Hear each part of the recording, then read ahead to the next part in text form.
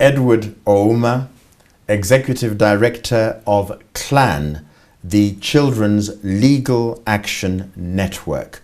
Welcome to the JSO interview. Thank you, John.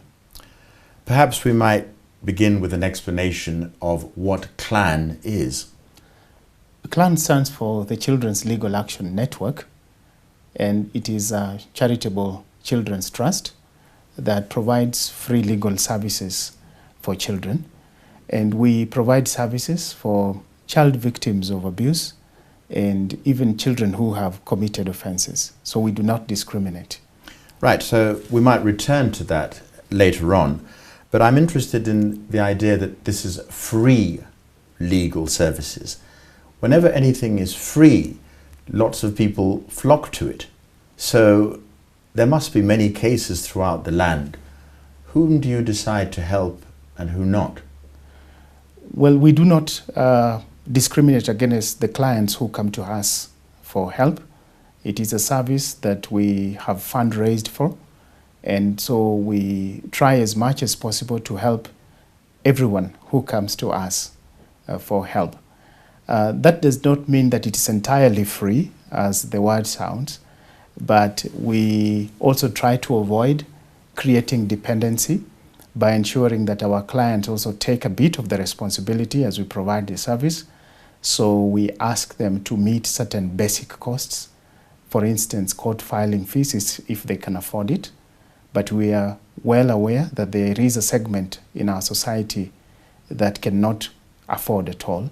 And so in those cases, we come in and pay for all the costs. May I please take you to visualize some of the stories that we've run on this channel of late. The story of a child being abused by the father, being defiled. The story of a child not being able to sign up for exams because the headmaster wants to have sex with her. The story, and so they continue, the stories of gang rape. Now you're providing free legal services. How are these victims, let's start off by saying, are the perpetrators? Is the father going to say to you, I've just raped my daughter, please help me? And is the daughter going to come to you, my dad has just raped me, please help me? Surely I'm trying to suggest that somebody's in the wrong here. Yes, somebody is in the wrong. And of course it is squarely the perpetrator that is in the wrong. Right. And when he does whatever he does to that child, he knows that he's doing something wrong. And after doing it, he will try to cover his tracks. So therefore, it takes society to ensure that these things come to the fore and are therefore dealt with. So in other words, as you're going to give legal help only to children when they do, quote unquote, illegal things. Because I put the case to you of what about, are you going to defend the father who raped his or her child? No, we don't. In that case, we will defend the child and not the father. Right. Yes. So when do you choose to defend the victims? When do you choose to defend the perpetrators? We do not defend the perpetrators if they are adults. Right. We defend children who have committed offenses. Right. And not adults who have committed offenses. The reason being that children up to the age of 18 years have certain vulnerabilities. Not to say that we are excusing the offenses that they commit, but we try to come into it to ensure that even as the case is dealt with a child who has committed an offense, certain interests of the child are catered for because they still have a future in front of them. So define, one is a child up until what age? One is a child in Kenya, yes, according to the definition in all the laws that we have, up to 18 years. Right. So I will take you to the vision of gang rape.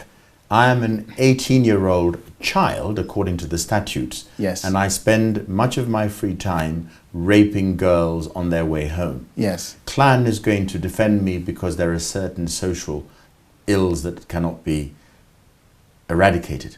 Yes. Is that the case? Yes, we are going to defend such a child, but not to say that we are going to, as I said, excuse what they have done. We're not going to stop the course of law from taking whatever course it's supposed to take.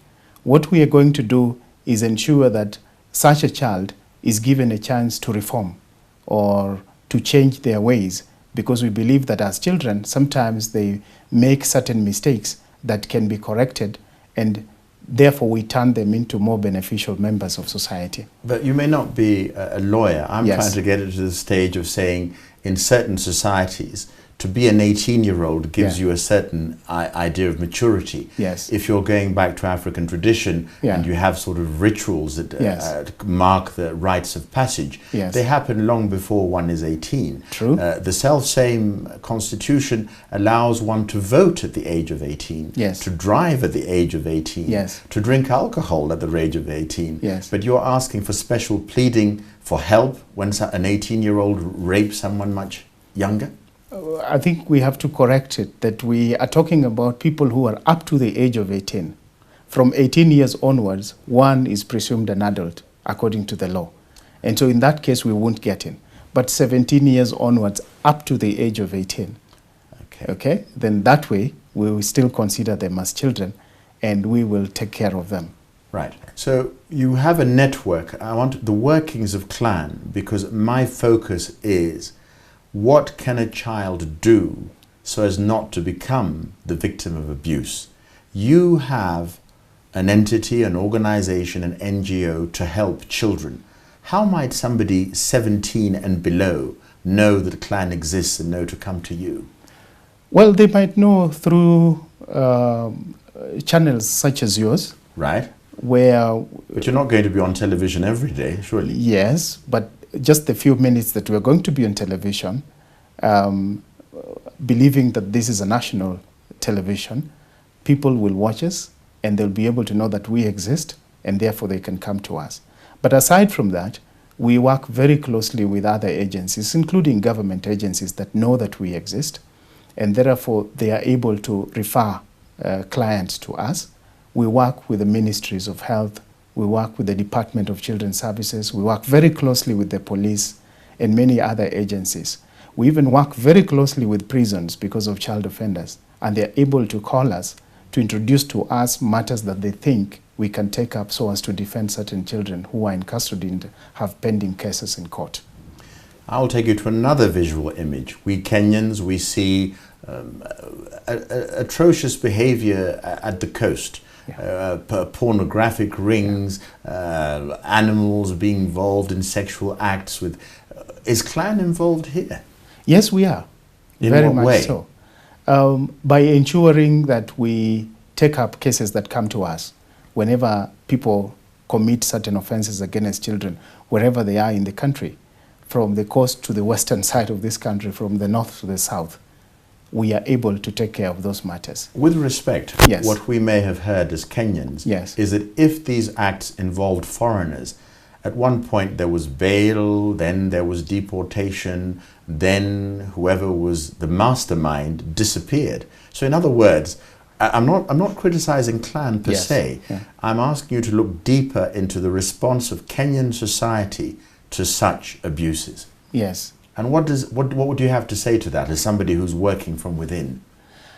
Well, there is a great responsibility that lies with law enforcement, because these things, by the time they land in court, they've been processed by law enforcement officers, and it's upon them, when these matters are in their hands, to ensure that they have a strong case, and also ensure that the perpetrators are well taken care of so that they cannot escape from the long hand of the law, as they call it.